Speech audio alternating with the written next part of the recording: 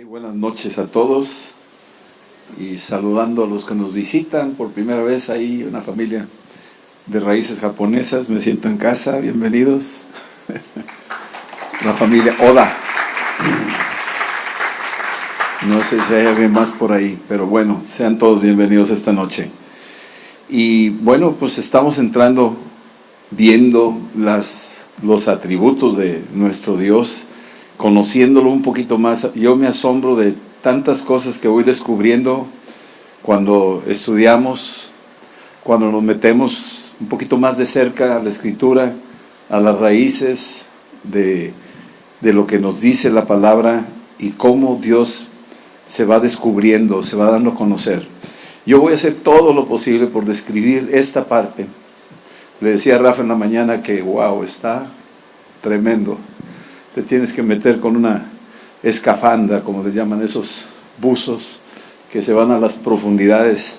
No voy a llegar ahí, pero sí quisiera hablar de la justicia de Dios como un atributo de Dios. La semana pasada hablamos de la bondad de Dios, que es un atributo, y vamos viendo de que todos estos atributos colaboran entre sí, son una misma cosa, ¿sí? Es como una manzana, que cuando comes una manzana puedes encontrar vitaminas, proteínas, fibra, todo, pero es la manzana.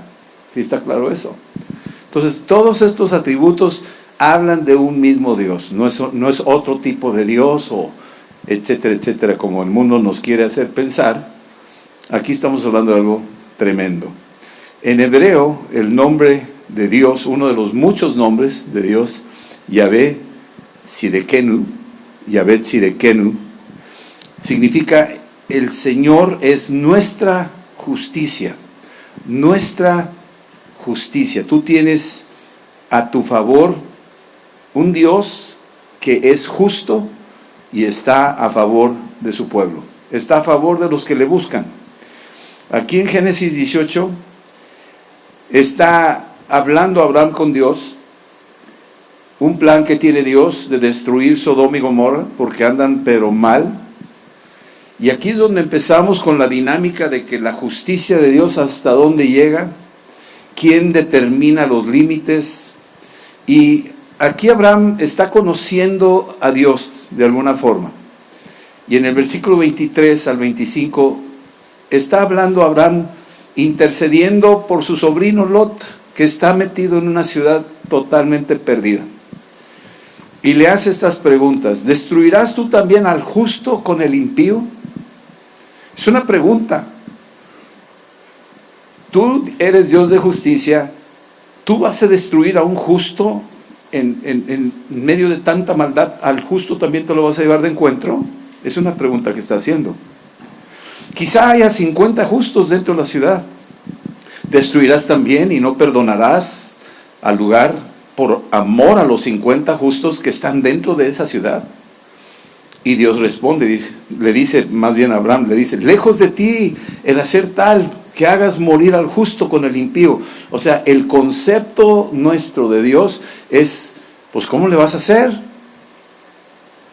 ¿Cómo le vas a hacer para seleccionar a los que quieres rescatar y llevarte de encuentro a los que andan haciendo cosas indebidas y malas y te ofenden? ¿Cómo le haces para seleccionar cuando vienes con todo?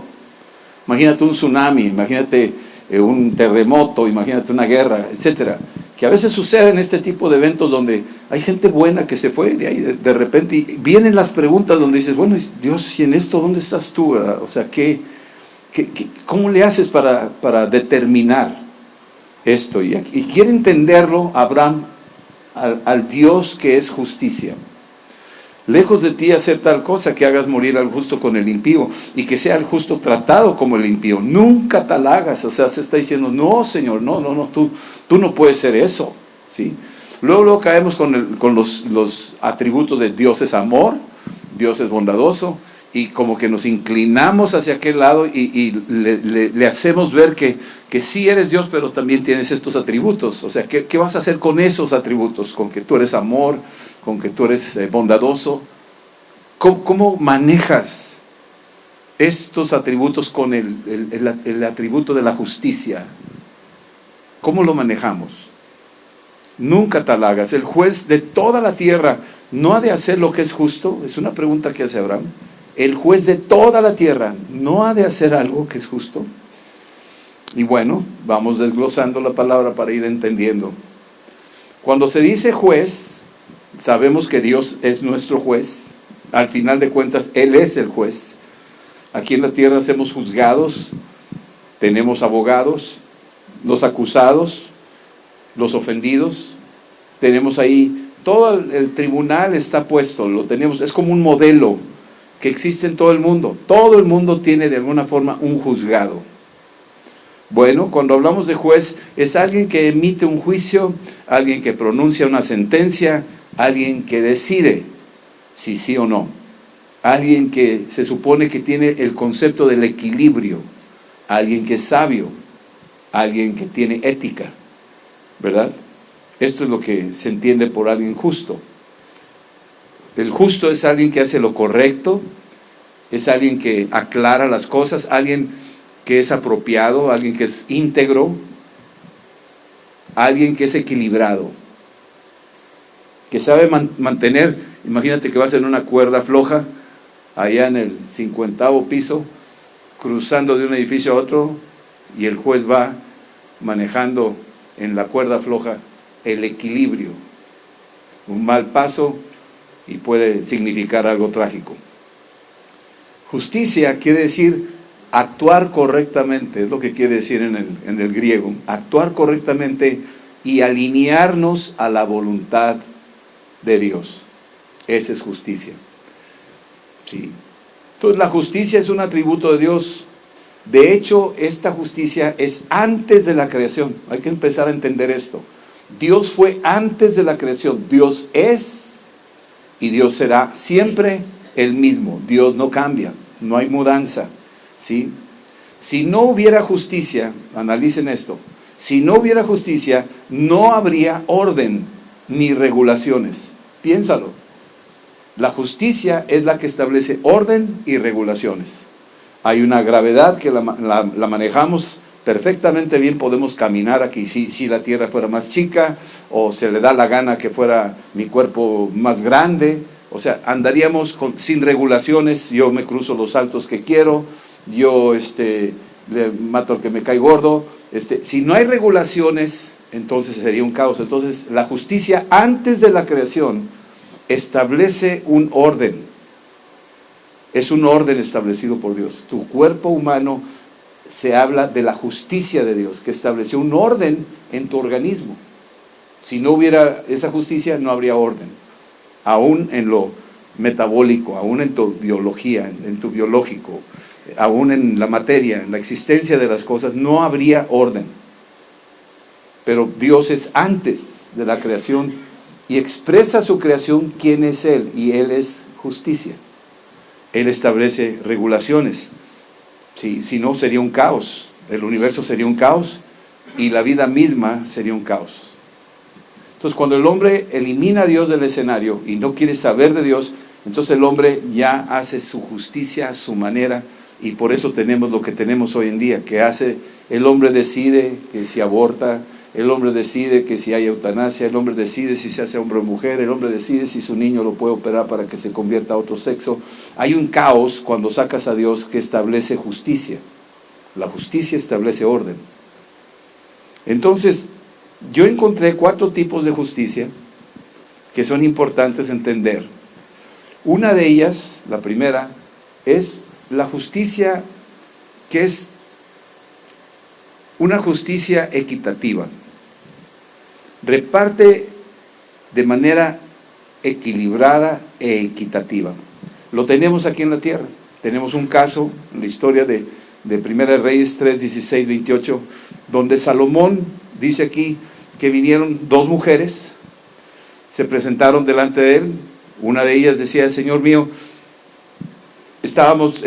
nosotras 2 vivíamos en una misma casa, yo di a luz estando ella en la casa, aconteció que el tercer día después de dar a luz, ella también dio a luz, vivíamos en la misma casa, pero en la noche el hijo de esta mujer se murió, porque ella se acostó sobre él, y se levantó a medianoche y tomó a mi hijo que estaba junto a mí, vivo, y estando yo, tu sierva dormía, no me di cuenta, y lo puso a su lado, y puso al muerto, su niño muerto, conmigo.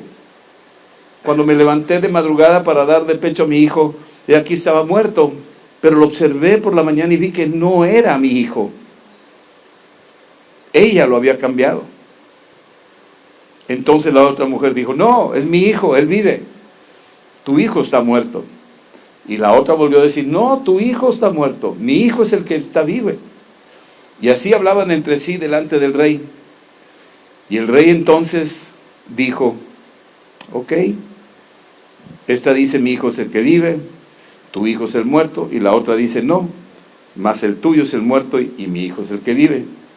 Entonces el rey dijo, tráigame una espada. Y trajeron al rey una espada. Y enseguida el rey dijo, partan por medio al niño vivo y denle la mitad a la una y la otra mitad a la otra. Esa es la equidad aparente de la justicia. Es el equilibrio.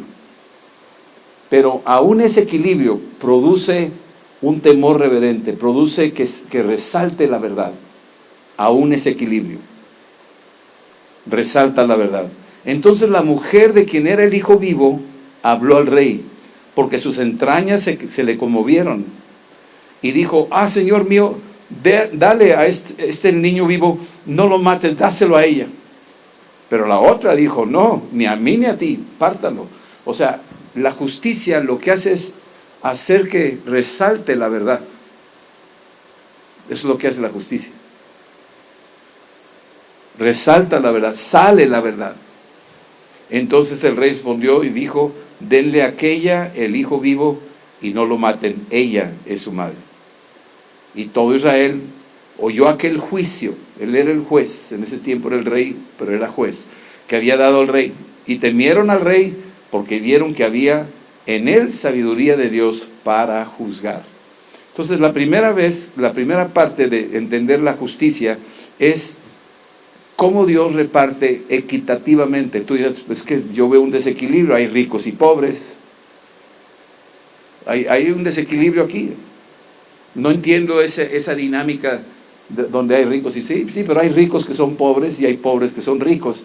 A tus ojos es por el dinero monetario, pero a los ojos de Dios el rico puede ser muy pobre moralmente, muy pobre espiritualmente, y el pobre puede ser muy rico espiritualmente. O sea, él tiene, la percepción divina es diferente a nuestra percepción. Hay que ir entendiendo nuestras limitaciones. Entonces, en el caso de esta repartición equitativa, habría que entender la manera en que Dios ve las cosas. ¿Sí? No dejarnos impresionar por una cosa u otra. Cuando llegó Samuel a la casa de Isaí buscando el siguiente rey, llegó el primero, lo vio guapo y dijo, este es el rey que Dios ya escogió. O sea, ya se fue sobre eso, pero en el criterio de la justicia de Dios dijo, apártate de ese no lo quiero, no es lo que yo quiero. Porque yo no veo lo que ve el hombre, yo veo el corazón, yo veo otra cosa. O sea, su justicia ve mucho mejor, es más precisa que nuestra justicia. Nos podemos equivocar fácilmente, pero Dios no. Entonces, cuando entró David, le dijo, ahora sí, úngemelo, este es. Entonces, lo que estaba viendo ahora Samuel, empezó a cambiar su percepción por la forma en que Dios ve las cosas diferentes a nosotros. El segundo aspecto que contiene la justicia es la imparcialidad de Dios. Dios es imparcial. Es algo interesante. Por un lado es equitativo. ¿Cuántos, de toda la humanidad, de los 8,000 millones de habitantes, cuántos respiran más oxígeno que otros? Todos reciben equitativamente, ¿verdad que sí? Eso nos habla de la justicia de Dios, de alguna forma. Es equitativo. ¿Cuántos se calientan más? Bueno, los que viven allá en Sapporo están congelándose ahorita, ¿verdad? Pero cuando hablamos del calor, la temperatura promedio del planeta, tenemos esa señal divina de la parte de Dios. ¿Cuántos tienen más? Bueno, los gordos tal vez, ¿verdad? Pero ¿cuántos tienen más gravedad que los no? que no tienen gravedad. O sea, el mismo factor de gravedad es el mismo factor aquí y en China. ¿Sí estamos entendiendo? O sea, yo tiro las llaves aquí, caen, y me voy a China y las tiro allá, caen. Eso es lo mismo. Entonces hay una equidad en ese sentido. Pero aquí la imparcialidad es algo diferente. Ahora habla de otra característica de la justicia. En Hechos 10:34, cuando Pedro entra a la casa de Cornelio, habiendo luchado con Dios, porque Dios le decía mate y come, dándole a entender de las diferentes naciones, tipos de animales, cosas que se comen y no se comen, de repente está luchando Pedro con Dios, porque no entiende su forma de ver las cosas, no entiende su justicia, no la entiende. Entendía otras cosas, pero esa en particular, la imparcialidad de Dios, no la entendía. Y cuando entró a la casa de Cornelio y vio a toda la gente que estaba ahí esperando oír el mensaje de salvación, del evangelio, cuando entró y oyó de Cornelio que un ángel había bajado para decirle, ve y busca a Simón Pedro, que venga y te diga lo que es necesario, que tú y tu familia sepa para que se salven. Y empezó y dijo, entonces Pedro abriendo la boca dijo, en verdad comprendo que Dios no hace acepción de personas. Dios es imparcial. Dios no hace acepción de personas. 1 Pedro 1:17, más adelante Pedro dice, si tú invocas por Padre a aquel que sin acepción de personas juzga, ahora vamos a ver aquí la justicia de Dios, Él sin acepción de personas, tengo una noticia para todos, no se me enojen, no se vayan, pero vamos a ser juzgados todos ante un juez justo. Todos vamos a tener una audiencia personal con Él y daremos cuentas. Según de Corintios 5:10 dice que todos compareceremos delante de Él. Cada uno va a comparecer delante de Él y seremos ahí juzgados, hayamos hecho bien o hayamos hecho mal. Así lo dice literalmente. Entonces, Dios no hace acepción de personas. Él es justo. Es un juez justo. ¿Sí? Aquí dice, y si invocáis por Padre a aquel que sin acepción de personas juzga, según la obra de cada uno, conducíos en temor todo el tiempo de vuestro peregrinaje. O sea, tengan presente que vamos a comparecer. Y eso es esta idea de que Dios de justicia, que Dios es justo, porque estas dos palabras van de la mano, justicia, justo. Cuando entendemos eso, nos ayuda a mantener la dirección correcta en la vida. Nos ayuda a evitar hacer las cosas malas. Cuando las hacemos, nos arrepentimos, pedimos perdón, buscamos reconciliarnos. Queremos estar en paz con Dios. Eso es bien importante. Aquí lo dice. Entonces es bien importante esto. Esa es la segunda. La primera es el equilibrio. La segunda es la imparcialidad. La tercera es que Dios castiga proporcionalmente al daño. Dios castiga proporcionalmente al daño o al delito. Proporcionalmente. Y cuando hablamos de esto, habla de castigo y venganza. No queremos hablar de eso, porque queremos hablar, háblame del Dios de amor. No me metas con el Dios que castiga, porque no quiero. Sí. Yo me acuerdo que corregía a mis hijos de chiquillos y cuando hacían algo mal, todos iban a la pared, se me quedaban viendo así, todos así. Porque nadie quiere la corrección. Y yo lo hacía cuando era niño también y mi papá me iba a corregir. Entonces sabemos que en algún momento dado, cuando hacemos una infracción, cuando cometemos un delito, una cosa indebida, hay una consecuencia que está ahí. Y muchos dicen, no, esa ya lo olvidó, ya me perdonó. Sí, te arrepientes, te perdona. A veces hay consecuencias, claro que sí hay consecuencias. A veces vamos a cosechar lo que sembramos, sin lugar a dudas. Pero aquí habla de un Dios que por ser justo y porque Él es justicia, el juez también implica disciplinas, correcciones, castigos. Si no, no sería juez. Si no, diría, China libre, ¿qué hiciste? Maté a 10 personas. Aquí hay mucha misericordia, te puedes ir. No, pues no sería un juez. ¿Qué dirías tú si llegara ahí Hitler a comparecer y diga el Señor, pues ¿cuántos mataste? 6 millones. Está bien, no pasa nada, ya no pasa nada. O sea, ¿cuál es tu idea de eso? No, espérame, no seas eso tiene que pagar algo. Tu propia mente humana llegaría a esa conclusión, que si se necesita hacer algo, no puedes pasar por alto eso. ¿Sí me entiendes eso? Y si somos así de exigentes con Hitler, pues entonces, al buen entendedor, pocas palabras, te tendrás que ver en el espejo tú también, aunque no te echaste 6 millones de moscas, ¿verdad? Pero tienes que pensar de que Dios es justo y dentro de eso sí aplica este tipo de disciplinas. Salmo 89:14 dice: justicia y juicio son el cimiento de tu trono, misericordia y verdad van delante de tu rostro. O sea, va a haber justicia, pero también hay juicio. Apocalipsis 3:19: yo reprendo y castigo a todos los que amo. Imagínate, quiere decir que Dios no separa su justicia, su atributo de justicia, de su atributo de amor. Es una misma cosa. Para nosotros es difícil concebir estas cosas integradas en un solo paquete, pero para Él no, Él es así. Es su naturaleza y fue antes de la creación, lo es ahora y lo será eternamente. Versículo dice ahí: yo reprendo y castigo a todos los que amo, sé pues celoso y arrepiéntete. O sea, corrige tu ruta, camina hacia mí, es lo que está diciendo el Señor, y lo dice por nuestro bien, no para controlarnos. Lo hizo con Adán y Eva, les dio la señal del árbol del bien y del mal, y lo puso por amor a nosotros, pero también estableció su justicia. Si tú comes de ese árbol, vas a morir. O sea, su justicia habló. El juez habló. El trono del rey habló. Estas son las condiciones para poder caminar en una vida de orden, que te va a beneficiar a lo largo de tus días en la eternidad. Entonces, estas son las reglas.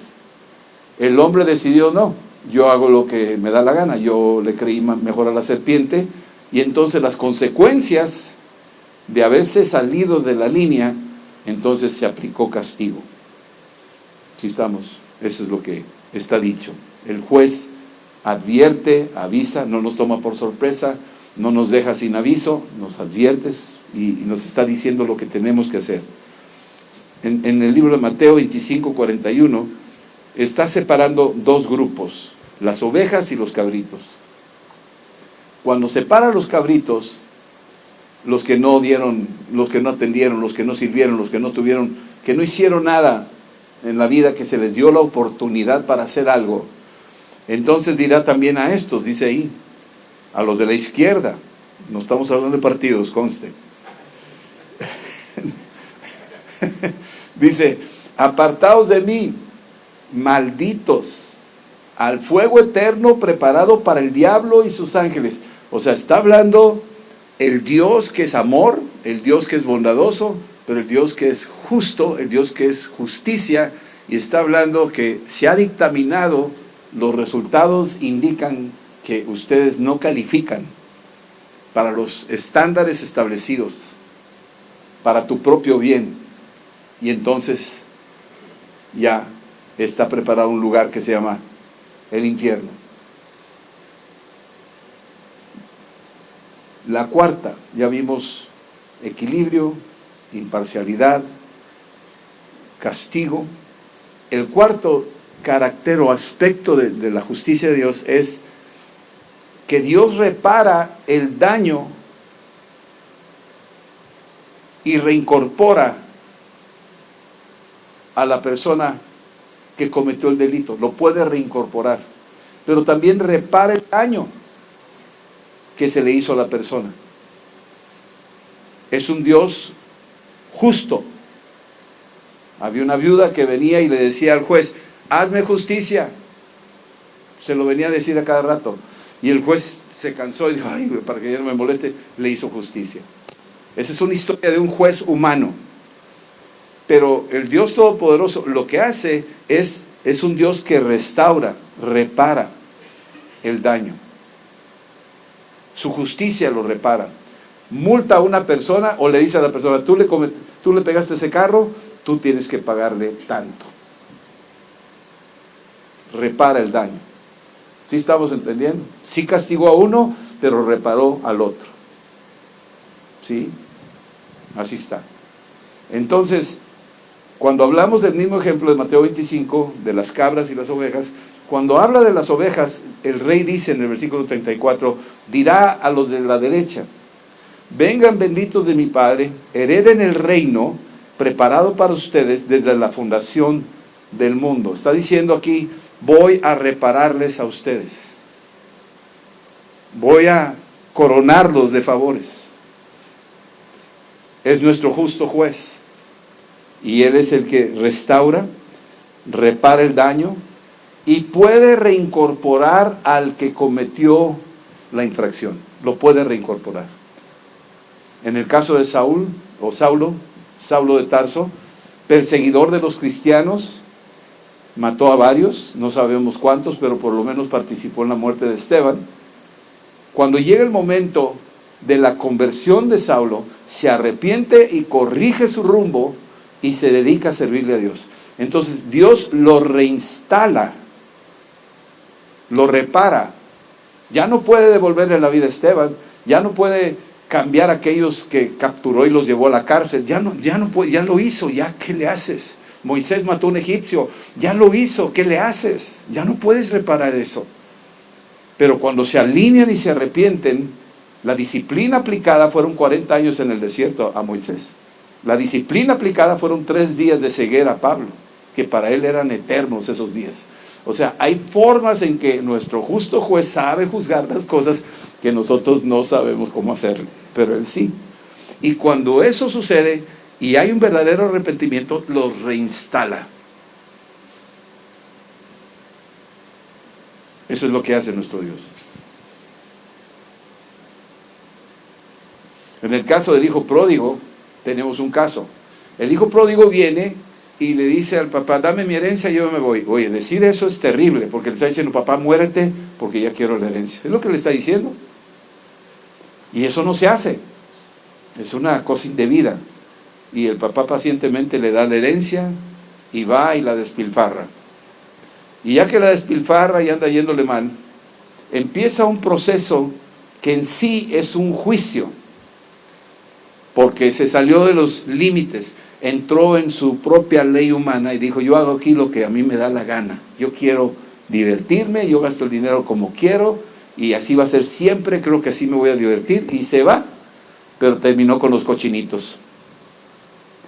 Y ya que llegó allá, entonces la conclusión es que llegó el hijo pródigo al punto donde ya no tenía nada, comía con los cerdos y dijo, en la casa de mi papá comíamos mejor regreso, me arrepiento. Esa es la justicia de Dios.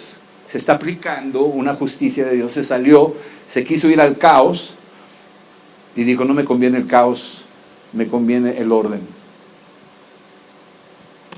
Y en ese proceso vuelve en sí, y cuando regresa arrepentido, el papá lo ve de lejos y lo que hace es reinstalarlo.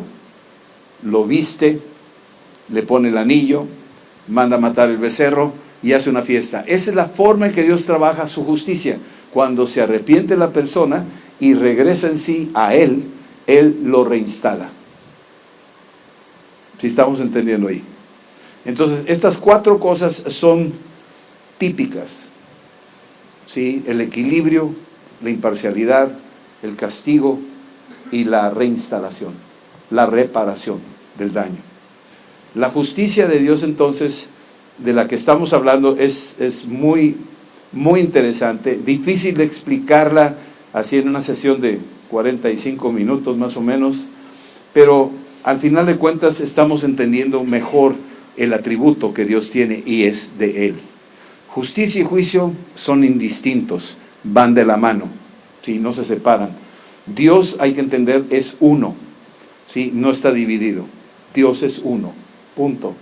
Nosotros sí estamos divididos, somos espíritu, alma y cuerpo. Él es Padre, Hijo y Espíritu Santo, pero los 3, ahorita vas a ver, son uno.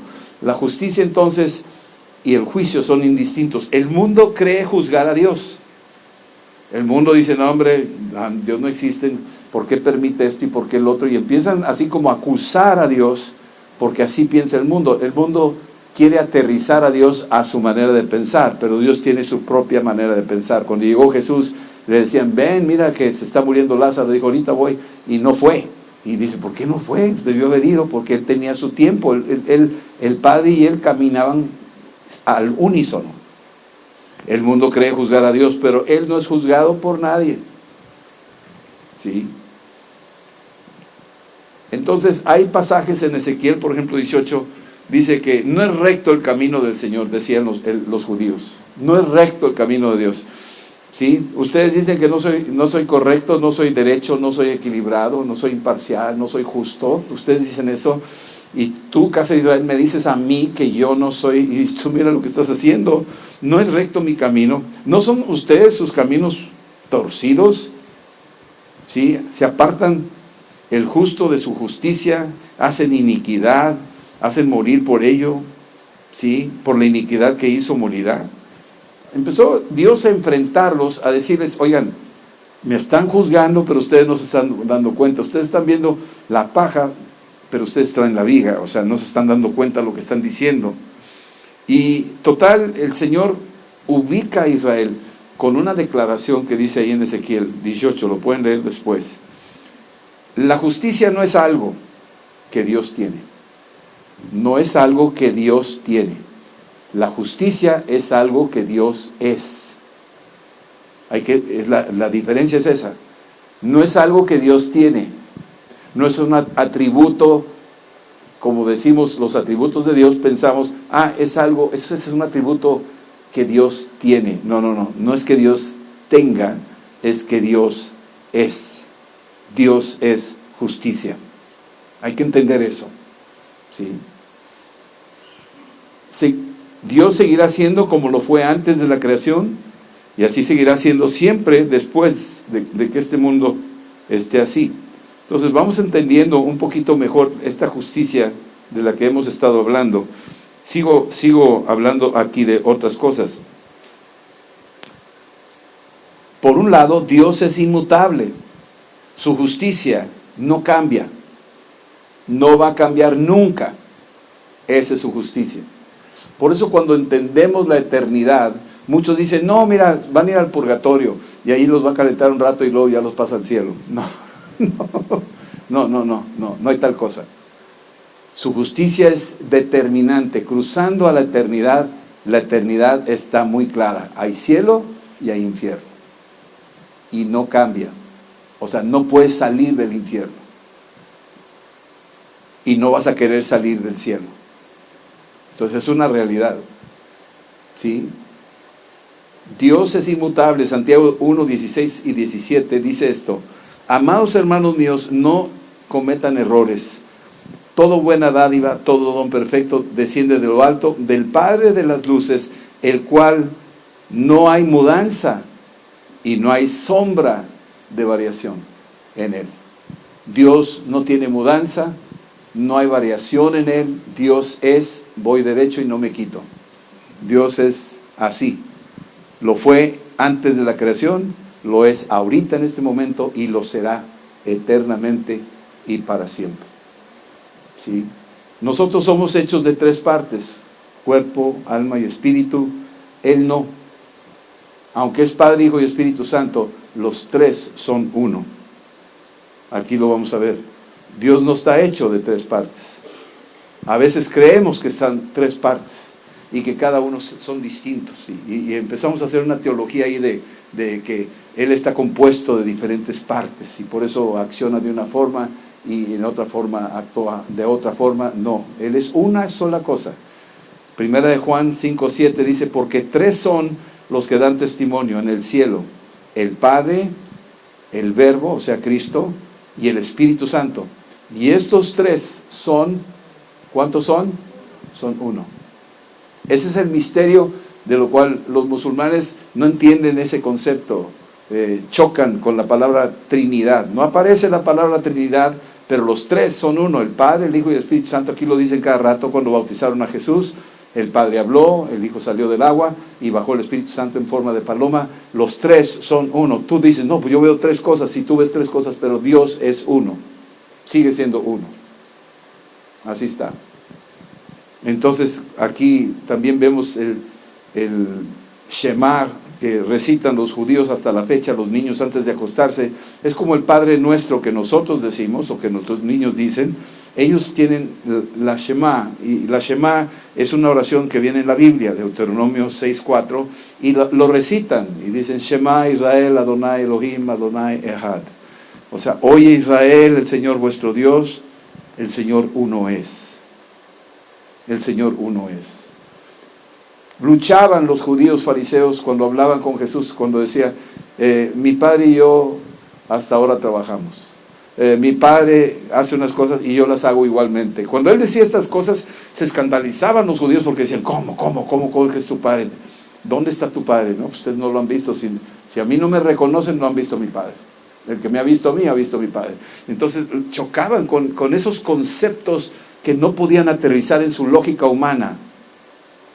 Pero nosotros en Cristo ahora podemos entender que Dios es tres en uno, pero los tres son uno. Lo podemos entenderlo. Tal vez no lo logramos aterrizar lógicamente, pero sí lo podemos aceptar por fe. Y eso es lo que a Dios le agrada, que le creas. Más que racionalizar, bajarme del barco y caminar sobre agua, mi razón dice no se puede, pero Pedro creyó y sí pudo. Eso es lo que a Dios le agrada. ¿Sí? Entonces,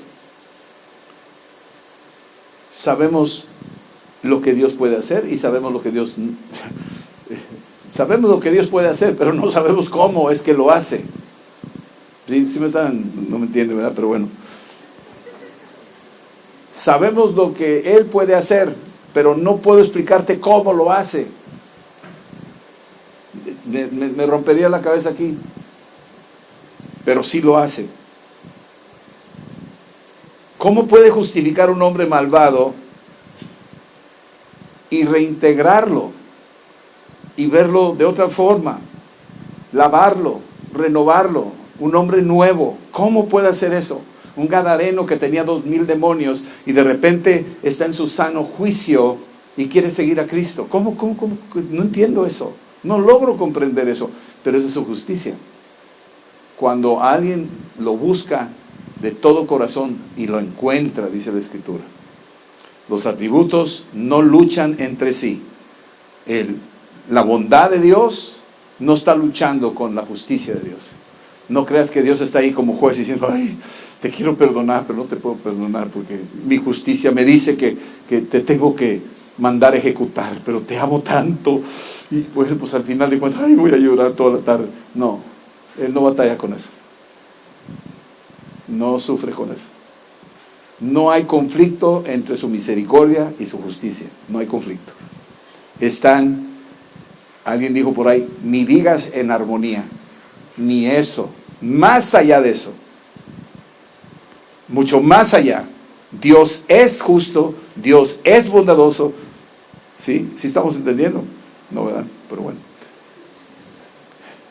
Los atributos no luchan entre sí. La misericordia de Dios y la justicia no pelean entre sí. Aquí batallamos para entenderlo, hasta se usan ejemplos. No, pues está aquí una persona que cometió un delito y está el juez viendo y entonces el juez dice, no, pues mira, a ver qué hiciste mal. No, pues bueno, vamos a arreglar esto, a ver cómo le arreglamos, a ver quién puede pagar tu precio aquí. Y van a buscar a alguien que es un intercesor, ¿verdad? Que lo ayude. Y como que adoramos las cosas de tal manera que tratamos de bajarle ahí el conflicto intelectual, el conflicto del raciocinio humano, cómo se maneja todo esto. Pero hay que entender que Dios lo maneja de esa manera. Y si podemos de alguna forma creerlo, Dios nos está llevando a conocerlo. Creerlo es acercarnos más a conocerlo. ¿Sí? Todas estas cosas que aparentemente son tensiones internas de Dios, que no lo son, la tensión de la justicia con la tensión de la misericordia, ¿cómo hacerle? ¿Tú crees que Dios no amó a Hitler? Dios seguía amando. Entonces, ¿por qué no lo salvó? ¿Por qué no? Porque el hombre tuvo que tomar una decisión. Esa es la parte donde a Dios, en su justicia, nos dejó a nosotros el libre albedrío, nos dejó a nosotros tomar la decisión. No somos robots, somos responsables de lo que hacemos delante de Dios. Ahora, aquí hay cosas que nos deben de ayudar a entenderlo. Número uno, entender la unidad de Dios. Dios es uno. Juan 10:30 dice, mi Padre y yo uno somos. Así es que está hablando Jesús, está diciendo, no confundas quién es Dios. Dios no es tres en uno, no es tres partes diferentes, no son tres caracteres diferentes, no hay tal cosa. Los tres son uno y están en unidad, en la unicidad de Dios. Dios es uno. Entenderlo, Jesús nos vino a demostrar cómo era Dios, el Padre. El que me ha visto a mí, ha visto a mi Padre. ¿Qué hacía Jesús? Las mismas obras que el Padre hace, yo también las hago igualmente, dice ahí en Juan capítulo 5. Salmo 50:21, Dios enfrenta al hombre y le dice, ¿pensabas tú de cierto que yo sería como tú? Dice Dios. O sea, ¿tú crees que yo soy como tú? ¿Que yo pienso como tú? ¿Que yo juzgo como tú? ¿Que yo hago como tú crees? Yo no soy como tú, yo soy por encimita, por favor entiéndeme, yo soy Dios. Es lo que está diciéndonos Dios. El hombre trata de aterrizar a Dios en sus conceptos y de alguna forma está tratando de hacer más o menos que cuadren las cosas, pero Dios a veces no es así. ¿Sí? La segunda cosa, aparte de la unidad, ahora la segunda cosa es la pasión de Cristo. Dios manda a su Hijo Jesucristo aquí a la tierra y Él en la cruz recibe un sufrimiento tremendo que lo puso de esa manera el juez justo para resolver el conflicto de cómo su amor puede alcanzar al hombre, pero no puede alcanzarlo porque el hombre está sucio y Él es santo. ¿Cómo resolver ese dilema? El dilema se resolvió desde antes de la fundación de los tiempos, cuando su Hijo Jesucristo ya había sido preparado para venir al mundo y ser el Cordero de Dios. Es decir, el juez justo aplicaría juicio sobre su Hijo. Y una vez aplicada esa forma, Él mismo buscaría la forma de restaurar la comunión del hombre con Él a través de su Hijo. Ahí está expresado el amor de Dios, que Dios nos amó de tal manera, donde su unidad, bondadoso, Dios es amor, Dios es bueno, Dios es justo. ¿Cómo equilibrar eso? Lo hizo Él personalmente, Él mismo. ¿Por qué bajó al mundo? Porque nos amó. No podía negarse a sí mismo ese aspecto. ¿Y qué hizo aquí en la tierra? Se ofreció como sacrificio, para que por medio de ese sacrificio en la cruz pudiera toda la raza humana recibir la oportunidad de ser justificados. Por eso es la palabra justificados. ¿Qué quiere decir justificados? Te lo voy a poner de esta manera. Imagínate que tú vas a una zapatería y te pones un zapato. ¿Qué número calza usted? Pues del 10. Y te traen del 8. Y te lo tratas de poner y no te queda. Te aprieta, no está justo. Ok, tráeme uno del 12. Te trae uno del 12 y te queda ahí chacualeando. No te queda. No está justo. A ver, vamos a tomar una medida correcta de su pie. Ah, usted mide del 10. Déjeme traer uno del 10. Y te lo pone y te queda exacto. Fuiste justificado. Has sido justo. Encontraste la medida correcta Eso es Dios con nosotros. Tú no te podías presentar al trono de Dios con un zapato del 8, siendo del 10. ¿Por qué? Porque no estás justificado. Te estás todo ahí dolorido. Bueno, pues, pues me voy a poner del 10, así me voy sobrado. No. ¿Por qué? Porque no estás justificado. Necesitas ajustarte a la medida que te corresponde.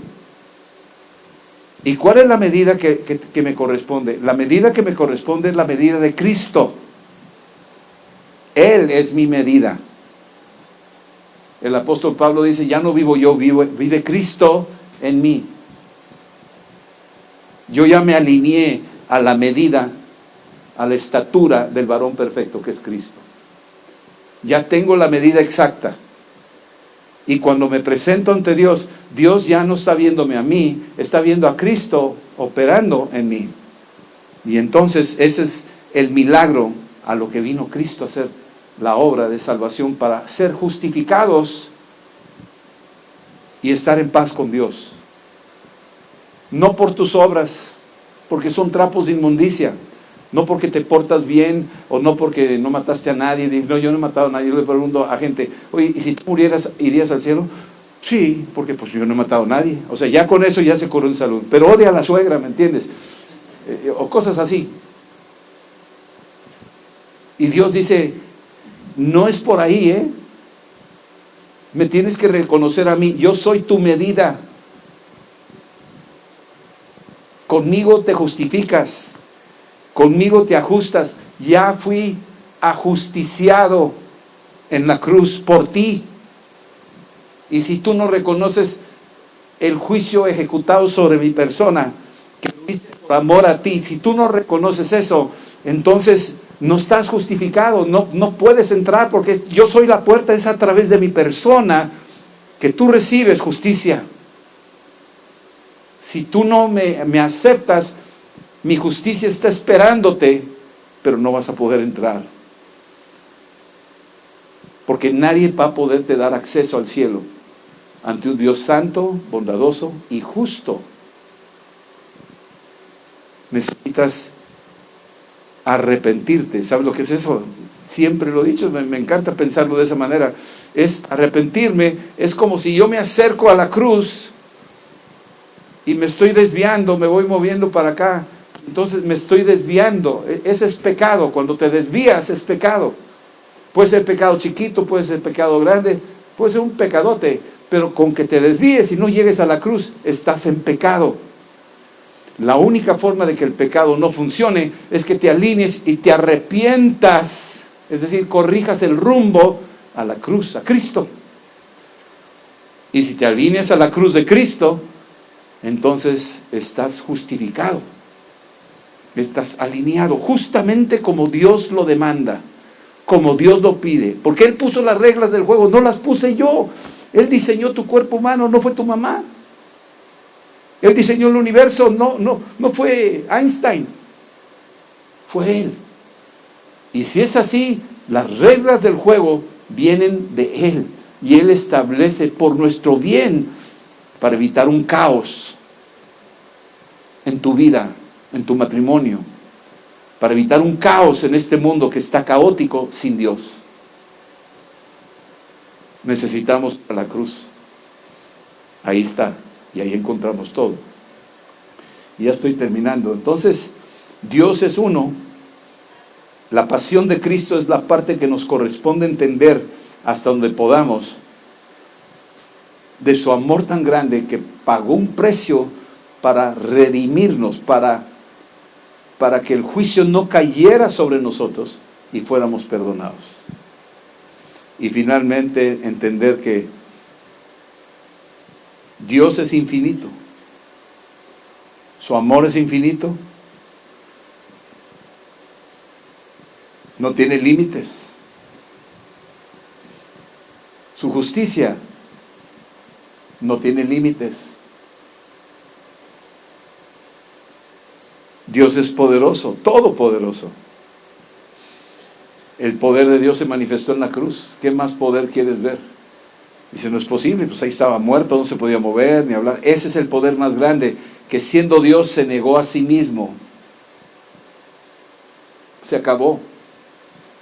Se entregó totalmente por amor a nosotros hasta la última gota de sangre. ¿Qué más poder puedes ver ahí? ¿Qué pasó ahí cuando murió? Se partieron las rocas, salieron los que estaban ahí todavía esperando la resurrección. El mundo entero quedó sacudido cuando Jesús murió. Y Él vino a traer una renovación a la raza humana, nos vino a salvar a nosotros. Por eso estamos donde estamos y creemos en lo que creemos y esperamos su retorno, porque es poderoso y es perfecto. Su sangre es suficiente. Dice aquí que por la sangre de Cristo hemos sido redimidos. Éramos reos de muerte. Habíamos tomado la decisión de no creerle, no hacerle caso y tomar nuestra decisión. Y al desviarnos, cayó toda la raza humana. Todos hemos caído en eso. Todos, dice, porque no hay, todos se desviaron, Romanos 3:12. Todos se desviaron a una, se hicieron inútiles. No hay quien haga lo bueno, no hay ni siquiera uno. La justicia de Dios por medio de la fe en Jesucristo para todos los que creen en Él.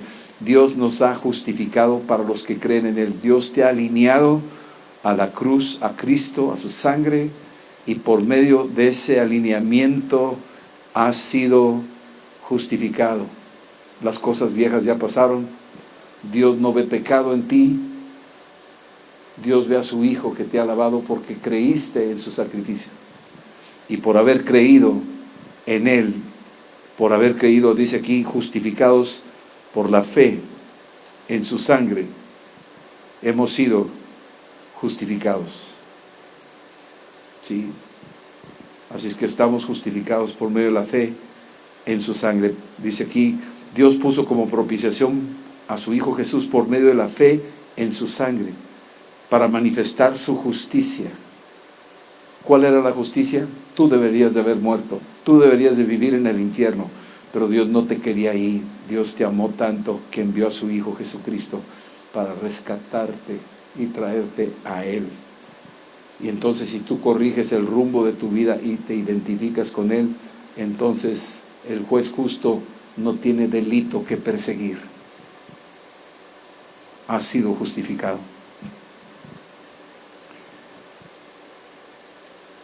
Cuando Dios justifica, todos los atributos están de acuerdo. Dios está a favor del pecador arrepentido. No está en contra de él. Está a favor del pecador arrepentido, del que se encontró con Cristo. Y ese pecador arrepentido no puede ir al infierno. El pecador que no se arrepiente no puede ir al cielo. Así de claro. Así es que la justicia de Dios está a favor de nosotros. Y dice Juan, 1 Juan 2, 1, 2, y termino con esto. Hijitos míos, estas cosas les estoy escribiendo para que no pequen, para que no se desvíen. Y si alguno hubiere pecado, si alguno anda en caminos de desviación, tú tienes un abogado para el juez, cuyo nombre es el Padre nuestro. Tú tienes a Jesucristo el justo, que es tu abogado, y Él es la propiciación. Él es el que te hizo apropiado. Él es el que pagó el precio de tu pecado. Él, nadie lo ha pagado más que Él. Él es la propiciación de nuestros pecados, nuestros. Se incluye Juan, el apóstol, San Juan, ese San Juan. Dice nuestros pecados, se incluye Él.